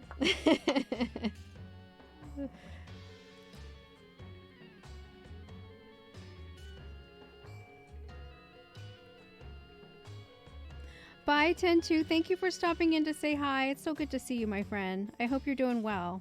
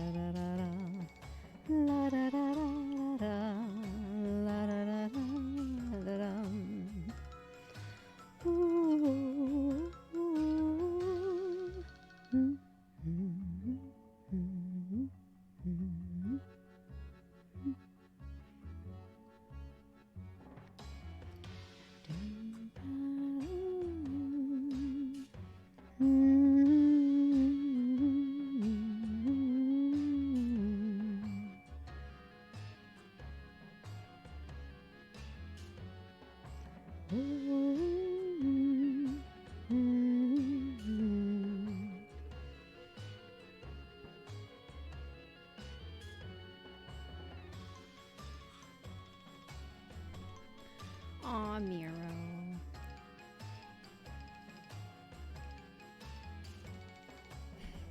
Good night, Miro. Sleep well, my friend. Love you so much. Mwah. Sleep well. Have a good start to your week. Get some sleep, mister. That's an order. Nighty night. Thank you.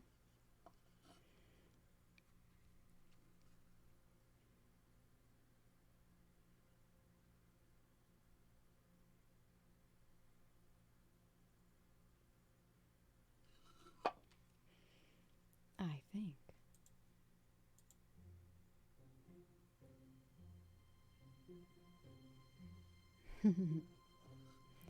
Lisa, how are you doing? How are our swimming little friends doing?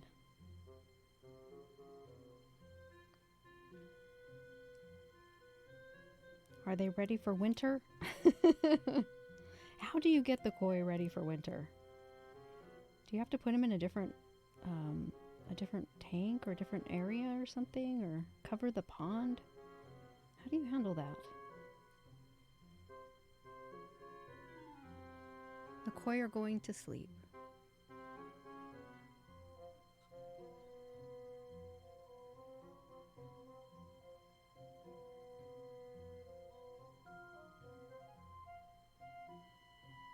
Wait, like to sleep for good?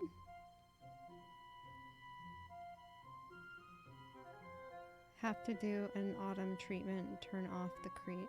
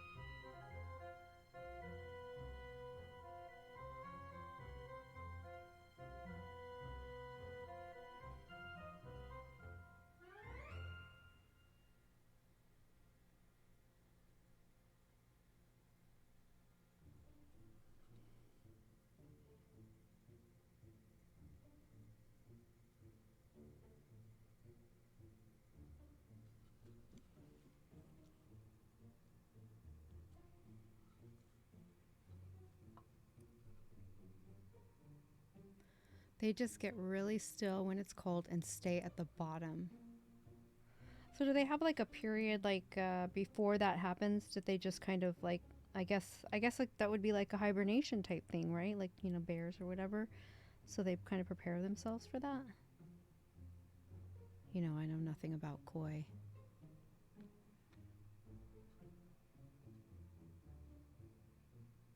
Oh, really?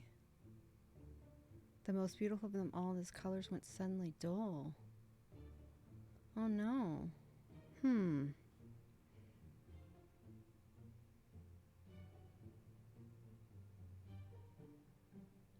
And that's not a protective measure or anything.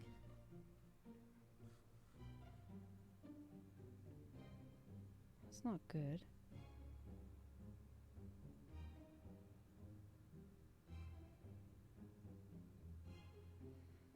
And I guess there's like no way to... I mean, I guess you could collect a blood sample or something and see if there's something going on, but I mean, I don't know about that stuff.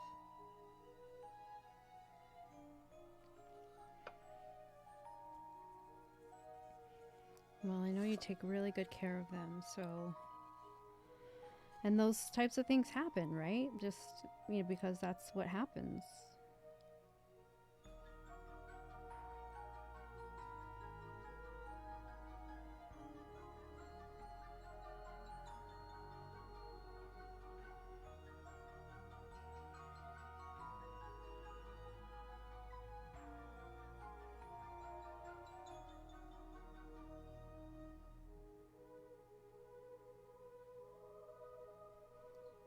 Pumpkin leaves are so weird.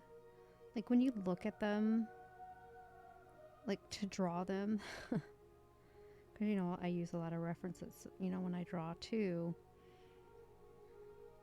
And it's like depending on which drawing you look at, they're all so different. And then when you look at them like, well, I'm trying to think if I've ever actually seen like a pumpkin leaf. Because, you know, when we see pumpkins in the store, they're just the pumpkin. High protein food would bring the color back, but he has no metabolism when it's cold, so you can't... Ah, I got you. They die if you feed them when they're cold. I see. See, guys, we're getting an education here on how to take care of koi fish by the resident master of the koi. They do. They really do. Pumpkin leaves look like seaweed out of water, kind of. And like I said, it depends on, you know, the depictions. I mean, if you look, obviously, if you look at pictures online of them, you can kind of, you know, really get an idea. I've never seen one in person, but I've seen them online. And, you know, but then you see the depictions in drawings, and they're just so different. It's just interesting. It's very interesting.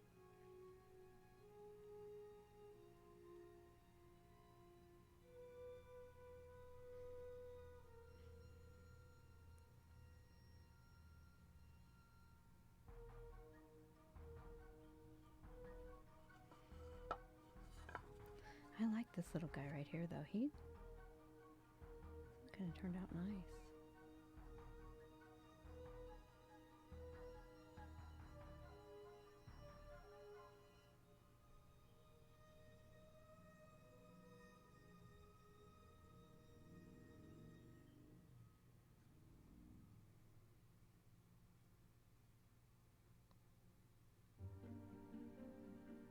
Well, thanks for sharing that, Lisa.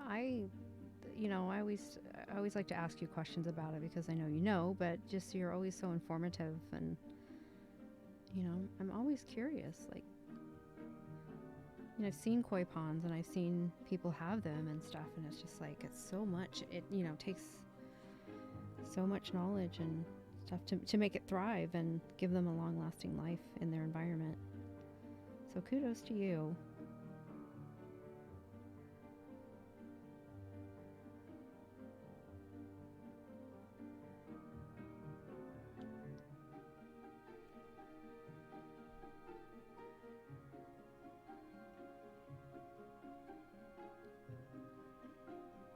it's not weird at all.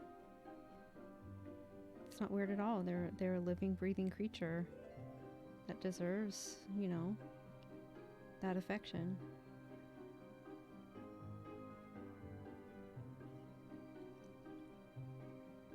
They're just lucky to have someone like you that cares for them, you know?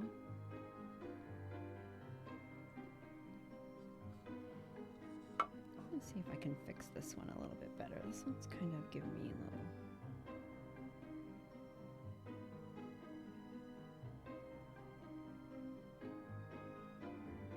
Let me make that indentation a little bit more prominent right here. There we go, that's better.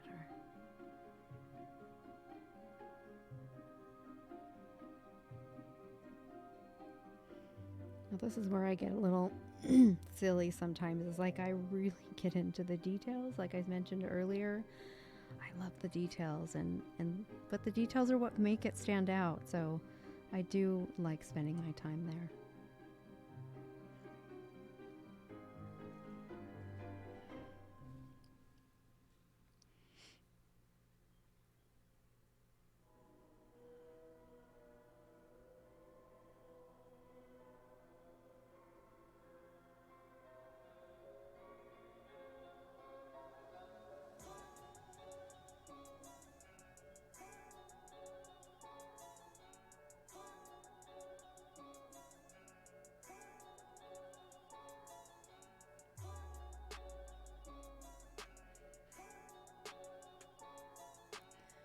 Oh, you wrap them in flowers. Oh, that's beautiful. That's beautiful.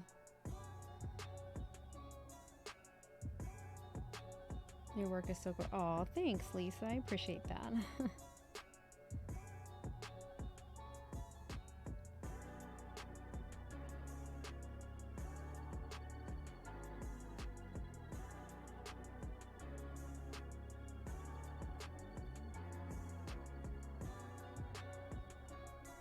I'm just happy to be, you know, able to have the patience, you know, I know a lot of people say like I would just, you know, rip my hair out and probably hurt somebody if I tried to do what you do.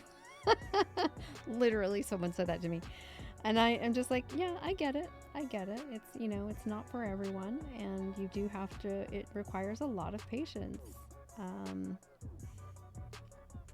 Because it does take so long to create with fire.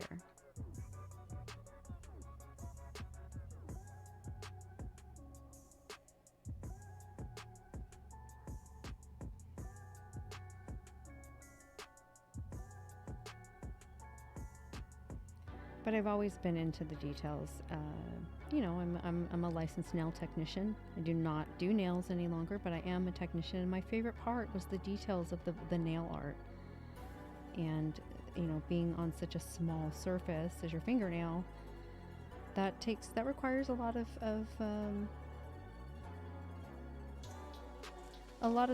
patience.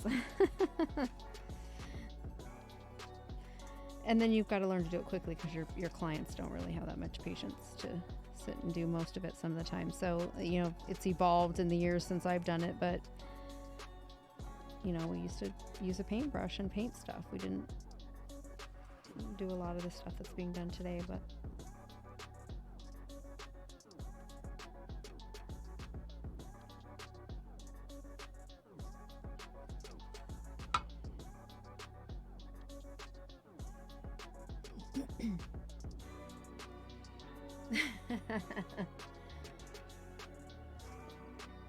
I kind of pride myself on that, Lisa, to be honest.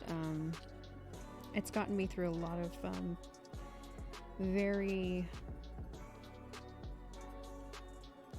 let's just say some very crazy situations where if calmness wasn't involved, could have been really bad. And it's kind of how I approach everything, with a calm disposition and a patience.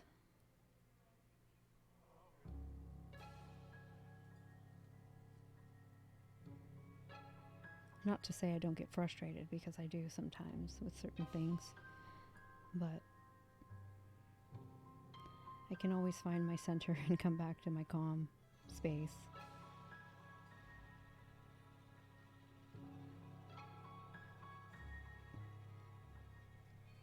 and can handle certain things, pretty much everything, quite well.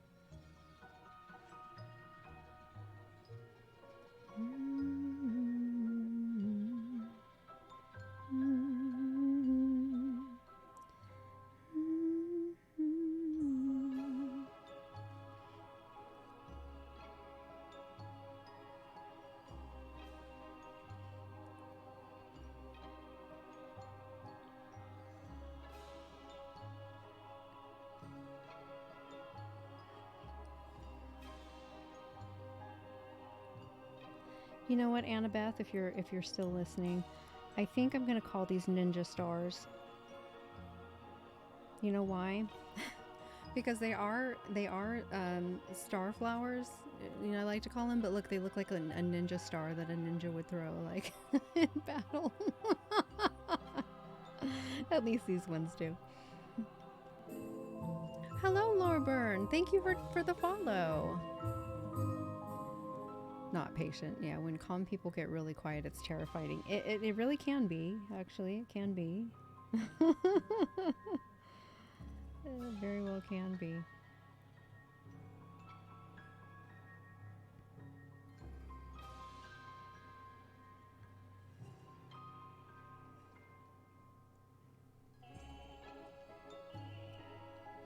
Does it smell like a wood-burning pizza oven in there? Now you just got to come in here and make me hungry. Thanks. Appreciate the help. It does not, actually. It smells more like a... it's all good. I'm just playing. It's more like a campfire. You know... Now, there are some woods that have have their own distinct smell to them, like a pine, right? If you're burning pine, you can really smell that nutty pine flavor. You know, you can almost taste it because of just the way it smells. And so sometimes when you burn that, that's kind of what it smells like. But it's generally just like you would be smelling a campfire. Now, I'm not burning very hot, so I'm not generating a major amount of smoke. But over time, you know, it does get in my hair and my clothes and things like that. But so generally after a nice burning session, I can walk around smelling like I just, you know, was sitting in front of a campfire. Thank you. Thank you very much. Welcome in. How are you doing today? How was your Sunday? Yeah, so we're just working on our toppers. We've got our pumpkin here that's already finished. Oops, getting back in the camera. And our witch that we finished as well. They are lined with velvet and have a little bit of scorching on them. And so we're just going to town on these two drawings. Well, we haven't worked on the ghost yet, but we're making our way through this pumpkin who's getting his candle facial.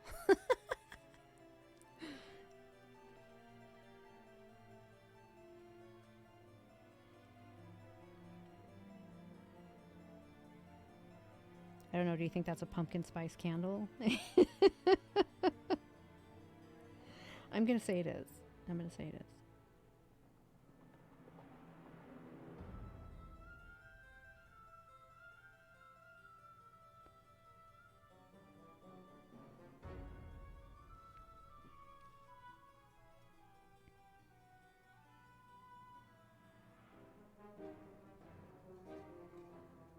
Sank into candle. It might be artificially scented. How's that?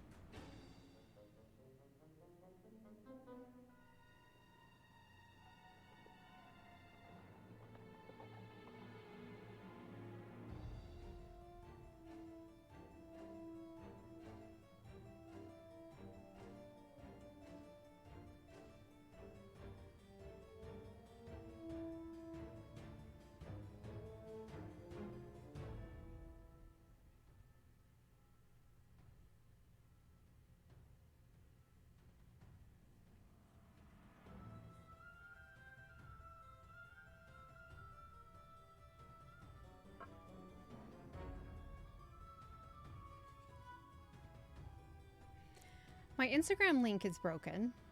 What?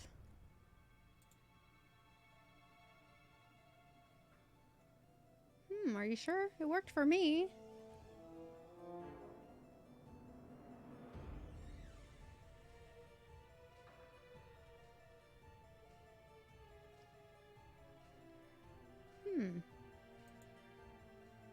Sorry about that. I don't know what's wrong. It worked. It works for me. Anyone else have trouble with that?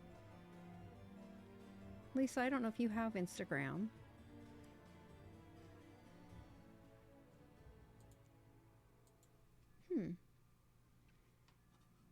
Works for you, Jack? Okay.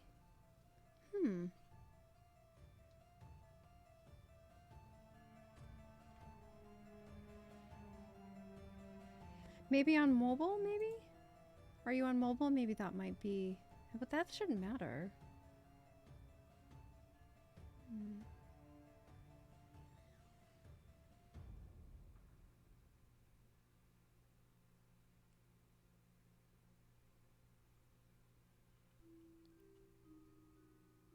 Ah, okay, okay. Those pesky VPNs. They're great, but sometimes limitations. Thank you for taking a look. I appreciate that. Yeah, I try to be consistent with posting stuff on there, but sometimes I get a little bit behind.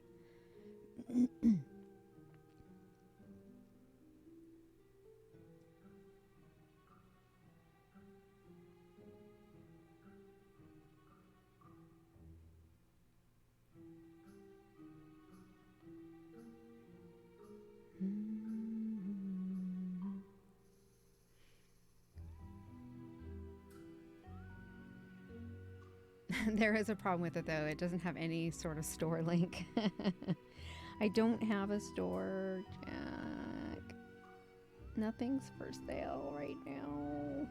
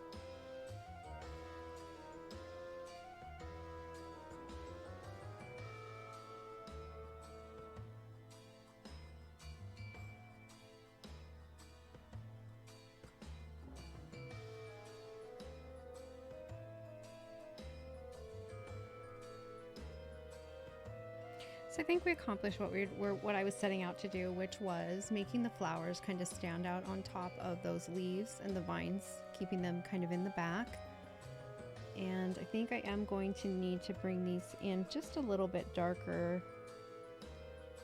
now that I look at it kind of on camera.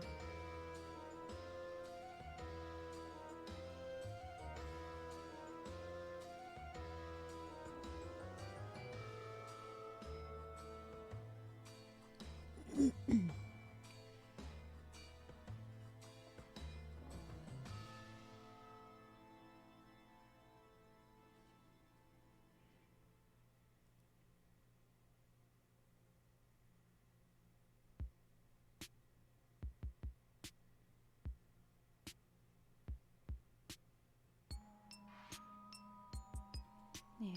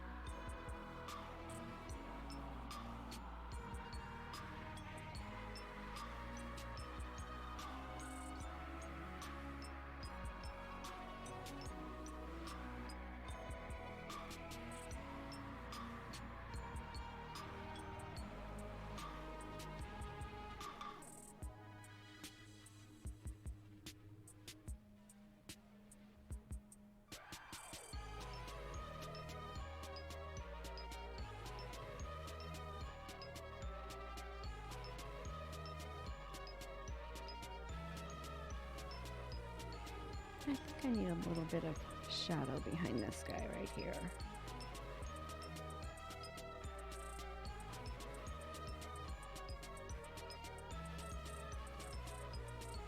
Just a wee little.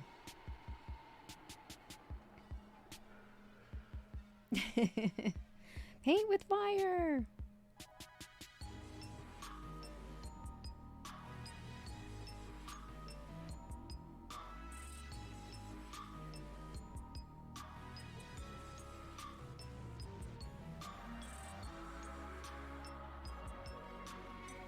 How was the store? Did you get everything on your list, Doctor? Oh, thank you for the bits.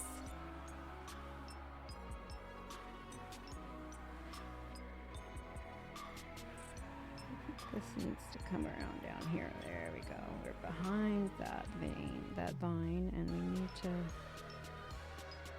carry that through.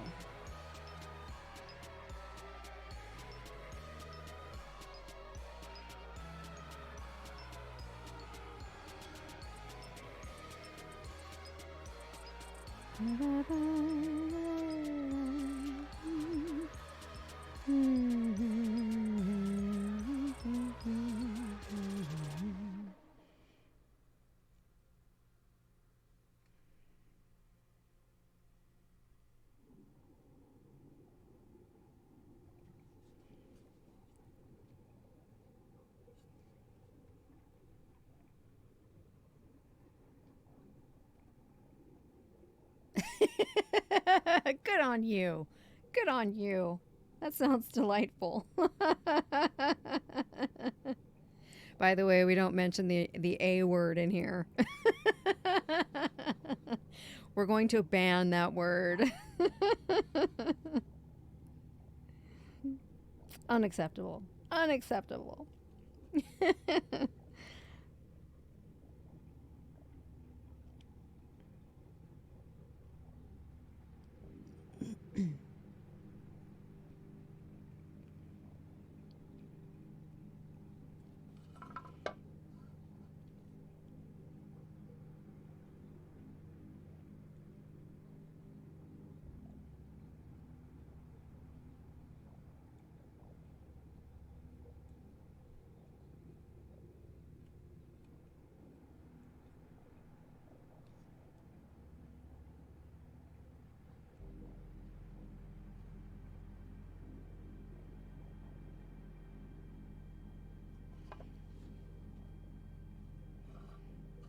All right, look at that.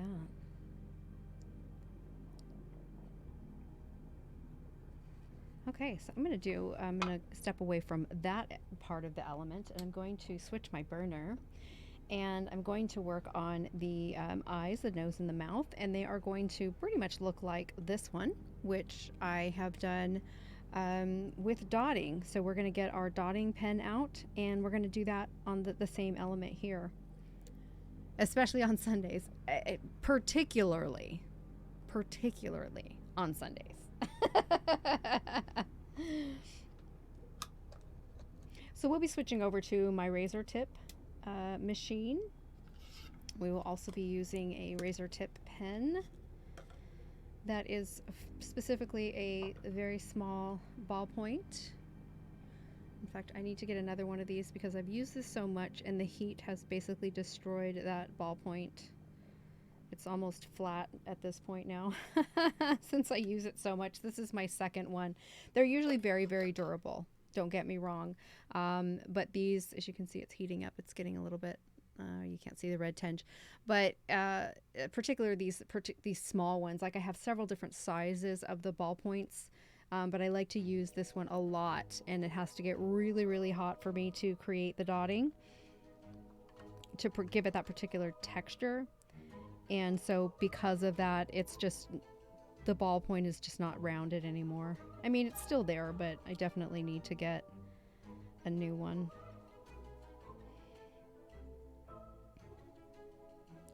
This will probably generate quite a bit of smoke here. Let's just see. I think we're good.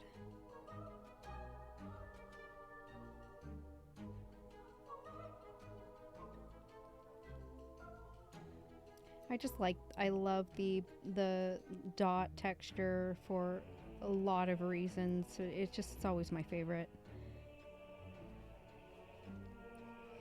Hi, Mav. I won't, I promise. Well, I can't promise because it's happened. It happens. It just happens.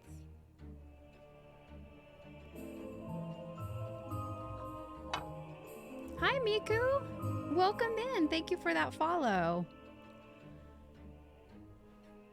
Do you have a preference between the two pens, or is it about what tips would function the best?